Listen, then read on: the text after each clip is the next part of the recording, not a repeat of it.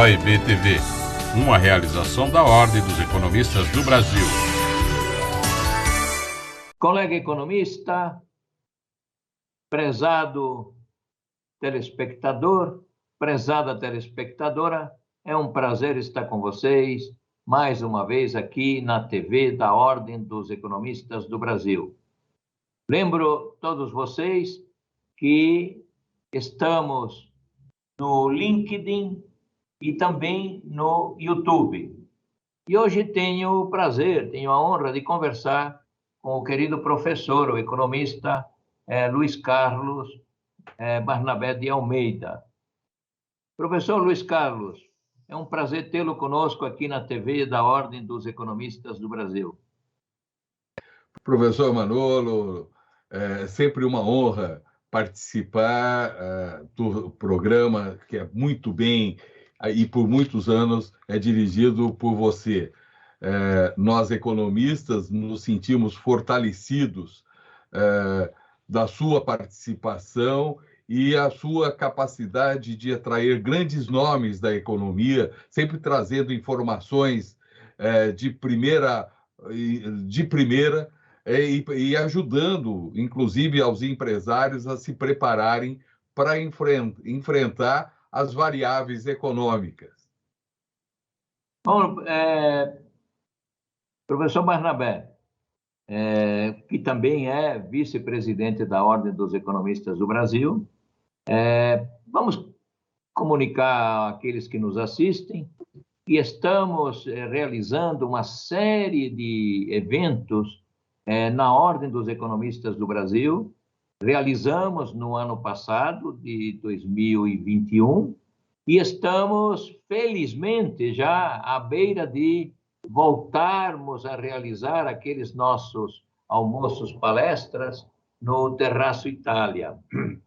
É claro que ainda estamos com alguns receios, porque esta pandemia ainda não chegou ao fim, mas temos uma expectativa de que voltaremos, muito provavelmente, a partir do mês de abril, para o nosso almoço mensal com um economista ou um palestrante de primeira grandeza para nos brindar com seus conhecimentos sobre questões relativas à economia brasileira e à economia mundial. Mas a ideia é conversar contigo, professor Barnabé, sobre temas que são extremamente importantes e que nós, na Ordem dos Economistas do Brasil, através de várias comissões, das quais uma você é o presidente dessa comissão, temos trabalhado e está fortemente relacionada com as questões do crescimento econômico, da economia brasileira, fortemente relacionadas com as questões da política monetária, que vem a ser a fixação da taxa de juros Selic, da fixação da taxa de câmbio, também, lembrando, né, aos nossos telespectadores que o Banco Central é o gestor da taxa de câmbio e é o gestor da taxa de juros. E cabe ao ministro da Economia a gestão das questões relacionadas com a dívida pública e o déficit público, a questão fiscal. Então, a primeira coisa que eu gostaria de colocar, a gente conversar, que é extremamente importante, é que de várias semanas para cá, no chamado relatório Focus, que o Banco Central divulga, e vamos lembrar que o relatório Focus, as informações, as previsões, são realizadas por colegas economistas que dominam e muito bem os métodos quantitativos para chegarem a esses resultados. Mas, como sempre ocorre nesses modelos matemático-estatísticos, sempre há uma grande probabilidade de que as coisas não sejam exatamente iguais àquelas que os modelos estão prevendo. Então, eu estou bastante esperançoso e quero ouvir a tua opinião sobre esse número, que a economia vai crescer 0,3% esse ano. Alguns dizem, não, vai até ser o crescimento negativo. Mas há outras variáveis que estão aparecendo que podem modificar esse panorama. Eu gostaria que você falasse um pouco sobre esse aspecto, professor Barnabé. Claro, professor Manolo. Antes eu queria lembrar que, com o apoio de toda a diretoria, da qual você é o presidente, tem sido feito um esforço muito grande, como você lembrou bem, dos nossos almoços mensais lá no Edifício Itália, com palestrantes. Acredito que os próximos almoços serão online, para que os economistas que não estiverem presentes em São Paulo poderão acompanhar as palestras, né? Um esforço muito grande da sua diretoria, dos vice-presidentes que compõem com você na presidência a diretoria da Ordem dos Economistas, o esforço de ampliar o número de economistas participando da Ordem a nível de Brasil, né? E na sua gestão, você criou desde o ano passado os representantes dos estados do Brasil, né? Em que alguns já tomaram posse. A próxima reunião, certamente, os outros de outros estados, parece que do Mato Grosso, de Goiás e outros estados também tomarão posse, ampliando esse poder da Ordem dos Economistas no Brasil todo. Eu não poderia deixar de passar essa oportunidade para elogiar esse seu trabalho de ampliar e fortalecer esse ecossistema da Ordem dos Economistas do Brasil, pelo Brasil todo.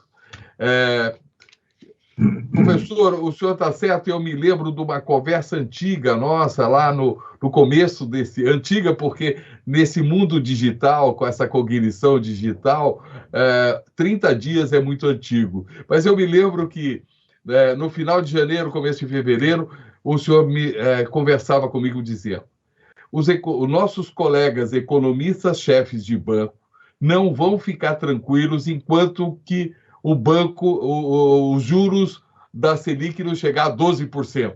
Eu me lembro bem desse seu comentário, né?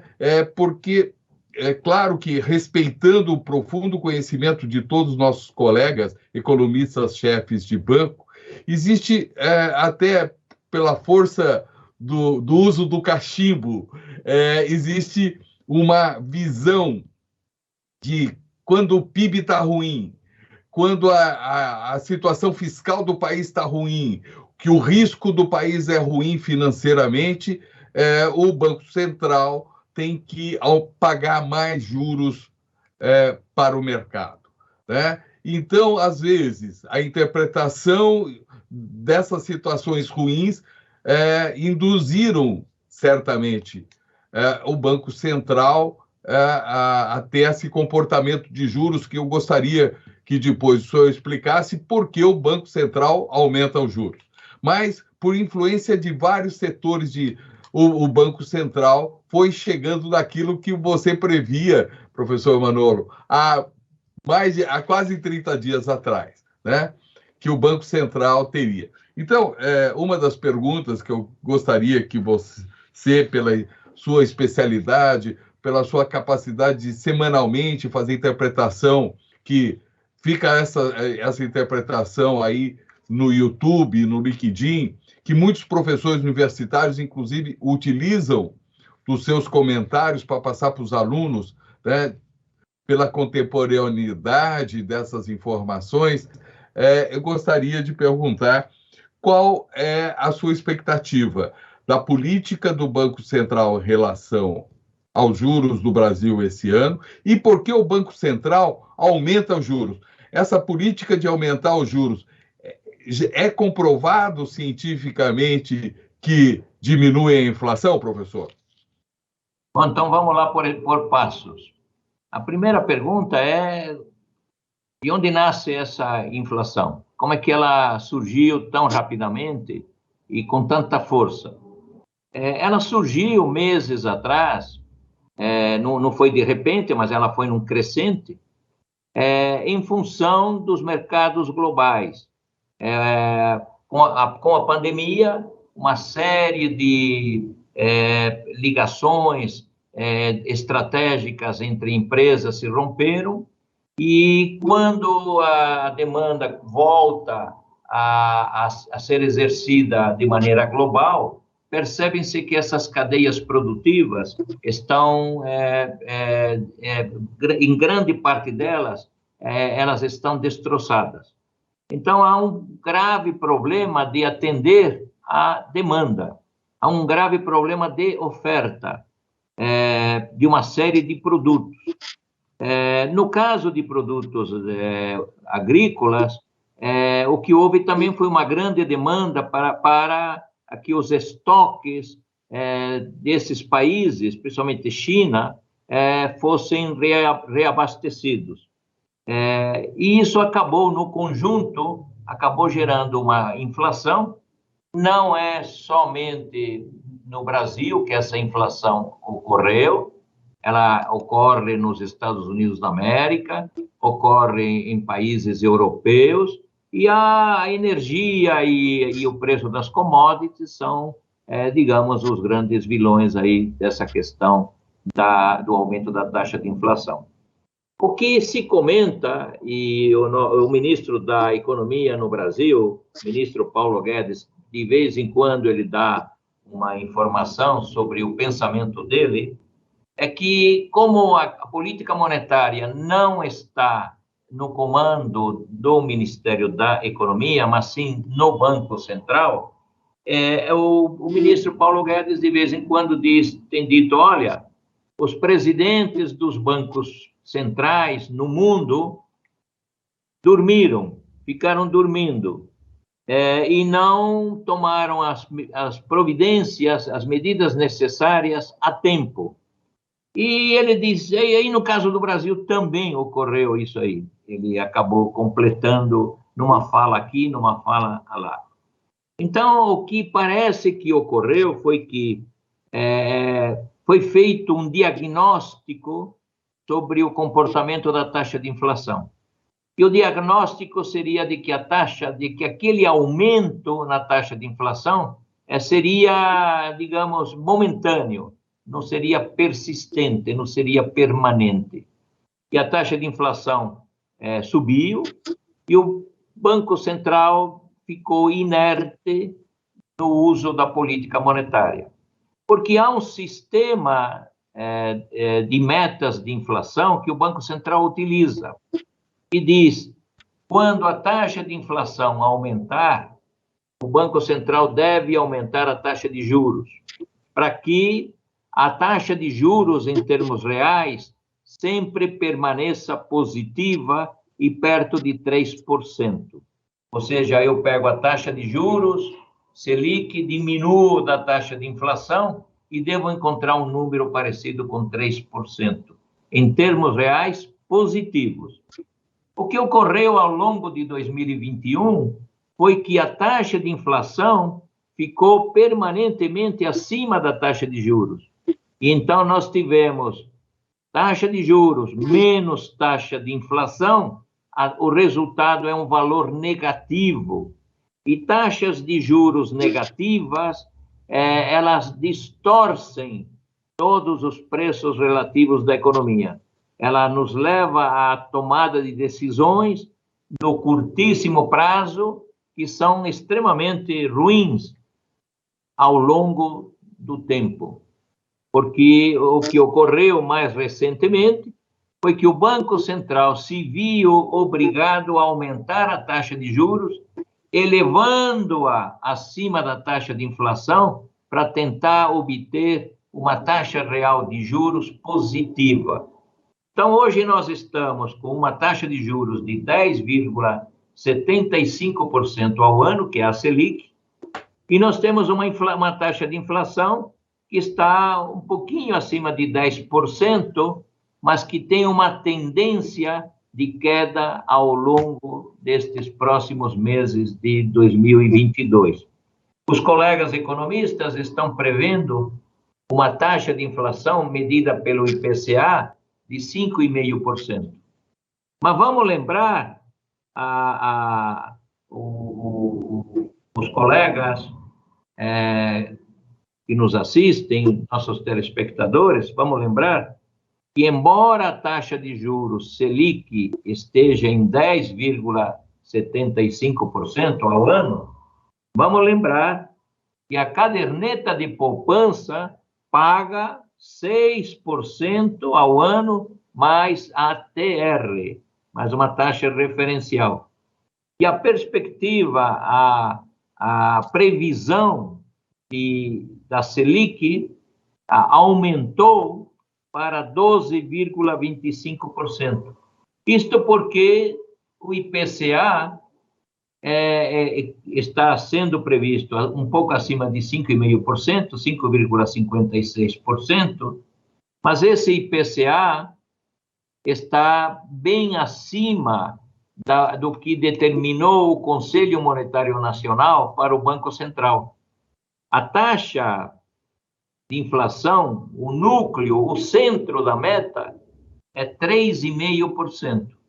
Mas existe uma lambuja de 1,5% para cima e 1,5% para baixo. Então, o limite superior da meta de inflação que o Banco Central tem que perseguir é de 5%. Então, está se abrindo uma probabilidade grande de que o Banco Central, neste ano de 2022, também não cumpra a meta que lhe foi determinada pelo Conselho Monetário Nacional. Mas, infelizmente, se de um lado o aumento da taxa de juros propicia uma queda na taxa de inflação, por outro lado, ele tem um efeito negativo sobre o crescimento econômico, tem um efeito negativo sobre os investimentos, porque o empresário ele vai comparar o custo do dinheiro com a rentabilidade do capital, daquilo que ele vai investir.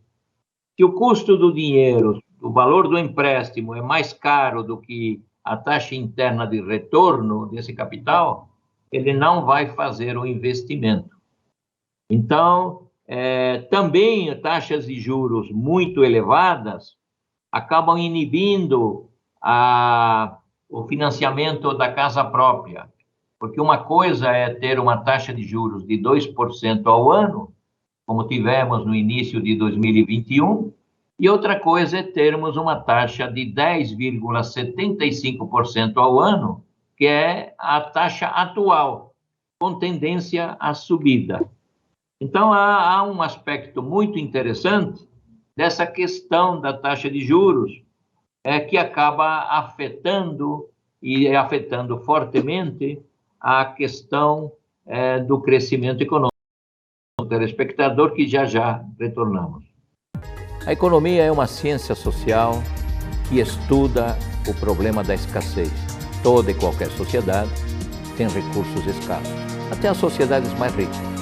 Sempre haverá problemas de escassez de recursos. E este é o centro do estudo da economia. Temos 3 problemas fundamentais: o que produzir, o como produzir e para quem produzir. O profissional economista possui sólida formação teórica e prática e visão metodológica global da ciência econômica e sua importância. Ele possui consciência criticamente aberta sobre a realidade socioeconômica do país e assume uma postura responsável no tocante à sua atividade profissional. Preocupado com a missão de dar a sua colaboração para o desenvolvimento sustentável da nação, o profissional economista segue à risca cada palavra de seu juramento. Colega economista, prezada telespectadora, prezada telespectador, que nos acompanham no LinkedIn e no YouTube, é um prazer estar com vocês aqui na TV da Ordem dos Economistas do Brasil. E eu digo a vocês que este bate-papo que eu estou tendo com o professor Barnabé é o dia a dia lá na Ordem dos Economistas do Brasil. Nós temos várias comissões, nos reunimos com muita frequência. Hoje em dia é mais fácil, por causa que embora cada um esteja em casa, através de uma plataforma facilmente nos encontramos e passamos a discutir temas que julgamos extremamente relevantes, no ambiente fechado inicialmente, mas agora estamos levando informações a vocês que creio podem ser úteis. E nunca se exaure num programa como este, né? O professor Barnabé estava me dizendo que há uma série de teorias que nos dizem que não necessariamente o Banco Central tem que aumentar a taxa de juros para combater um processo inflacionário, até porque muitas vezes esse processo inflacionário vem lá de fora, não é nosso. É um processo inflacionário importado. E aumentar os juros não traz maiores consequências, a não ser a consequência de um menor crescimento econômico. E sobre crescimento econômico, professor Barnabé, as previsões aí, na mediana das informações, nos dão conta de um crescimento muito baixo para esse ano aqui, de apenas 0,3%. Mas o que estamos observando é que o mercado de trabalho não piorou, ao contrário. É verdade, temos menos carteiras de trabalho assinada, mas todo mundo está procurando encontrar um trabalho, uma fonte de renda. Isso o brasileiro é muito criativo. O que você acha desse 0,3%? Pode haver surpresas? Professor Manolo, eu acredito, além de torcer para que esse número não seja tão pequeno, porque nós sabemos o prejuízo que traz para o povo brasileiro, para todos nós, quando o PIB é pequeno, quando o crescimento econômico é pequeno. Todos ficam mais pobres. Então, a gente torce muito para que todos fiquem melhor, que haja... Porque só ocorre aquele discurso da distribuição de renda se tiver renda para distribuir, né? E a renda é o aumento do PIB, né? Não vem aquele pessoal falando que tem que crescer o bolo para distribuir, é uma conversa antiga e mal informada. Se você não tiver bolo, você não distribui nada, né? E o bolo é o tamanho do PIB. Então, a gente tem que torcer para o PIB ser alto. Nós sempre sabemos, o PIB sempre, o pessoal que prevê o PIB usa a métrica, e a métrica utilizada hoje para medir e projetar o PIB é uma métrica que olha a economia pelo retrovisor. Quando você começa a olhar o país pela economia real e considerar as ações que cada dia o poder público e o poder privado começa a tomar, você percebe que essa previsão passa a mudar. E no Brasil está mudando e mudando pelo lado positivo, porque muitas coisas estão ocorrendo de ações que não ocorreram no ano passado e que vão ocorrer esse ano, e que vão ajudar a contribuir para aumentar a nossa riqueza, aumentar o nosso PIB, né? Então, a gente pode começar, professor, lembrando do marco legal das ferrovias no Brasil, né? Esse ano de 2022 nós teremos muitas ações de muitos marcos legais em que foram aprovados no ano passado e que ocorrerão, e muitas obras que terminarão esse ano de 22 e que vão, evidentemente, influenciar no PIB. Uma delas, que eu gostaria de lembrar, é a ligação ferroviário do Porto de Santos a São Luís, no Maranhão. Em junho, essa estrada de ferro vai estar funcionando e, evidentemente, levando e trazendo riquezas e contribuindo para aumentar o PIB do Brasil. Um outro marco legal que tem que ser considerado, porque começa esse ano de 22, agora em final de fevereiro, é o marco legal da cabotagem. É um marco legal que há 30 anos o Brasil esperava para poder utilizar no seu crescimento econômico. A cabotagem significa que navios de outras bandeiras, não só brasileiros, poderão levar mercadoria em todos os portos dentro do Brasil, que antes só navios brasileiros, como nós tínhamos poucos navios, não tinha cabotagem. Esse novo marco legal da cabotagem, atraindo investidor, navios internacionais, vai dobrar o número de containers, que hoje é 1.200.000, vai passar para 2 milhões. Então, são 2 milhões de PIB ampliando esse ano de 22. Nós temos o marco legal do dólar, em que hoje qualquer pessoa, por mais simples que ela seja, ela pode ter uma conta em dólar, né? Isso vai significar também o aumento do PIB. Nós temos outros marcos legais, como, por exemplo, do saneamento, que começa esse ano, que vai trazer um volume muito grande.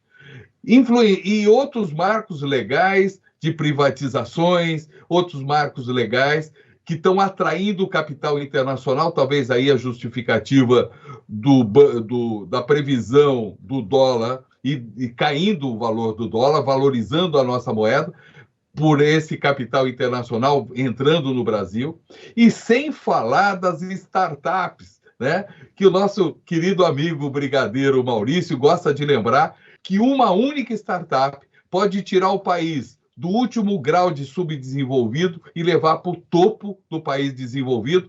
Uma só inovação disruptiva pode ocorrer. E o Brasil está sendo uma das 5 maiores países do mundo em desenvolver startups com inovações disruptivas, que nos entusiasma muito e muitas acontecendo nesse ano de 22. Portanto, a expectativa do PIB pequena pode ser uma surpresa gostosa de termos um PIB muito maior do que se esperou no começo do ano pelo pessoal da economia monetária, professor Manolo. Bom, estamos chegando ao fim do nosso programa. Creio que devemos fazer outros, tratando desses temas bem atuais. Lembrando para nossos queridos economistas, telespectadores, que estamos num processo de migração para o LinkedIn e para o YouTube. No mais, muito obrigado, professor Barnabé, por estar conosco aqui nesta edição da TV da Ordem dos Economistas do Brasil. E a você, meu caro economista, prezada telespectadora, prezado telespectador, um forte abraço e um feliz 2022. OEB TV, uma realização da Ordem dos Economistas do Brasil.